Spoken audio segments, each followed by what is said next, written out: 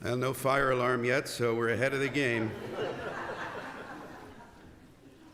Now, I'm not exactly sure what year it was when this happened. I do know it was Easter Sunday. And it was a year or two before COVID. You know how we've all sort of lost track of time over the last 3 or 4 years.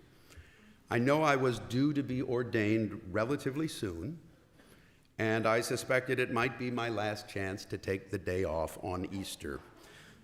With my association with RCIA, for years, I went to the Easter Vigil on Saturday, either alone or with Ginny, and then we would take the kids to Mass on Easter Sunday. But the kids had grown up and moved away, and I felt like I had one last chance to go to the vigil on Saturday and then sleep in on Sunday, and I decided that's what I would do. Well, Easter Sunday morning, I took the dog for a long walk, and it was cold that day, colder than today. It was clear, though, clear, sunny, but cold. And when the dog did his business about 1.5 blocks into our walk, I scooped it up, put it in one of those little poop bags, and I realized I had not brought any gloves with me. And I started thinking about how cold my fingers were going to be if I took a 45-minute walk carrying this little bag in one hand and a leash in the other. At least with the leash, you can like switch hands and warm one up in your pockets. So knowing that I was going to come back the same way that I went, I put the bag down right next to the sidewalk because I figured that I could pick it up on my way home and my fingers would be warmer, right? So as I dropped the bag on the ground, there was a car driving by. And it stopped. And the driver rolled down the window and looked at me. And I was a jogger for many years. I walked my dog every day. I'm used to drivers stopping to ask for directions. But when this driver rolled down her window, she did not ask for directions. Instead, she yelled in an accusing tone, "Are you just going to leave that there?" Now, I cannot count how many clever, biting responses to that question that I have thought of in the months and years since she yelled that at me. Yes, I am going to leave it there. I only put it in a bag to fool people. Or if I was going to leave it there, why would I put it in a bag? Or my favorite, that I think this is what I should have said, "Shouldn't you be looking at the road?" But alas, in that moment, no words. I was too stunned to say much of anything, as I was subjected to what I've since come to refer to as a drive-by judgment. And that may be the only silver lining from that experience. I did come up with that phrase, drive-by judgment. But you don't need to be in a car to subject someone to a drive-by judgment. It's something we all do when we look at situations about which we know very little, but then we judge anyway. For me, it probably is a bit more common when I'm driving. I think about the thoughts that go through my head when I'm on the highway going slightly over the speed limit, and then somebody comes up behind me and gets right on my tail for a few minutes, and I'm about to go to the right lane, and then he veers to the right lane and passes me at 90.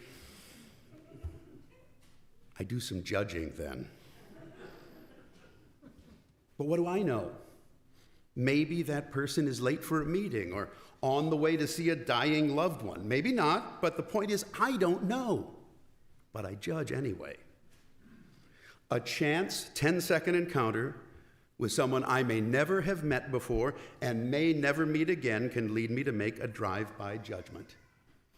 And as I've thought more about what I now call the case of the Easter Sunday dog poop bag, I've realized that the driver who yelled out the window at me was only engaging in a more overt form of a behavior that I engage in regularly. Now, I don't usually roll down my window and yell at a stranger, but boy, oh boy, do I think things. And I mutter. I mutter a lot. So what does this have to do with today's readings? Well, I wonder if maybe Thomas the Apostle, that guy that so many of us know as Doubting Thomas, might not be a victim of the same sort of drive-by judgment. What is poor Thomas's sin anyway? That he didn't believe his buddies when they told him that their dead friend had just stopped by?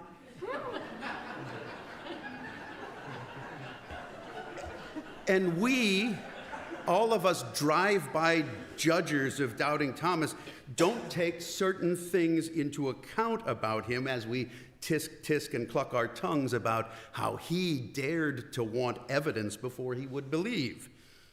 We good people of faith think to ourselves, how could he doubt? But as you ask yourself that question, I want you to keep something else in mind, and that's this. When Jesus appeared, Thomas was not there. Thomas wasn't with the other disciples. They were locked in an upper room. They were hiding.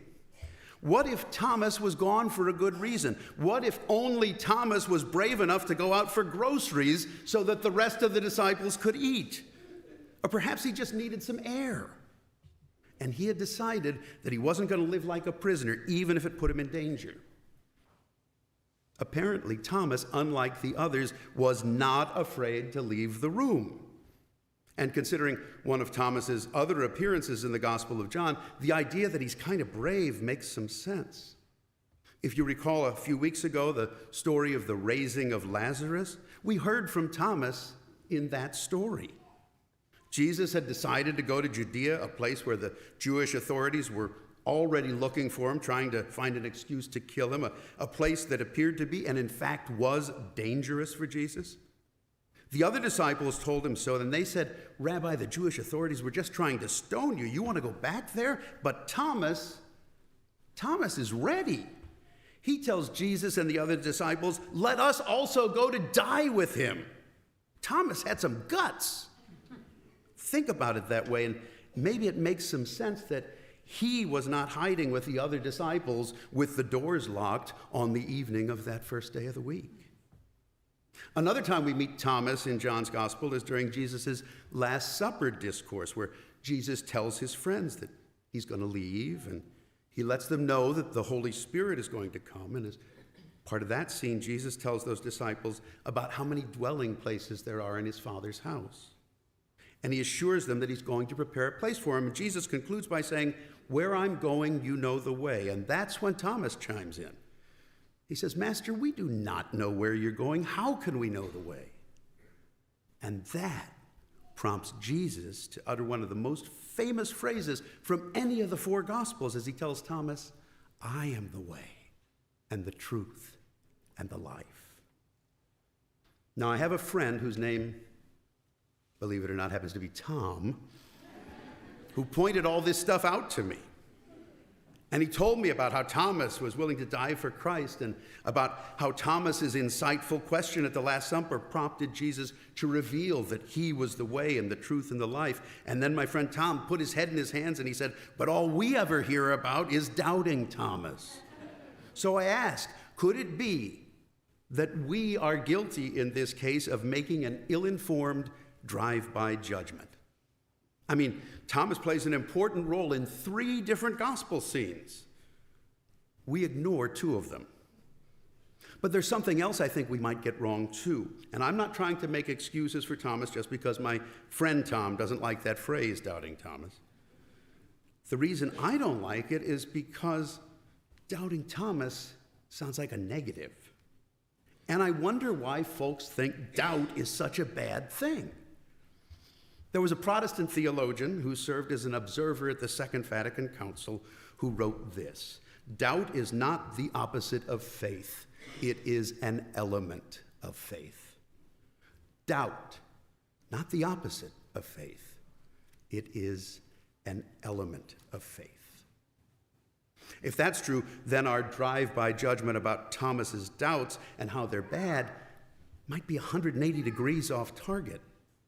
If doubt is part of faith, then not only are we off base when we ignore the context of Thomas's courage and his insight, but we're also off base to think it's somehow bad that he has questions.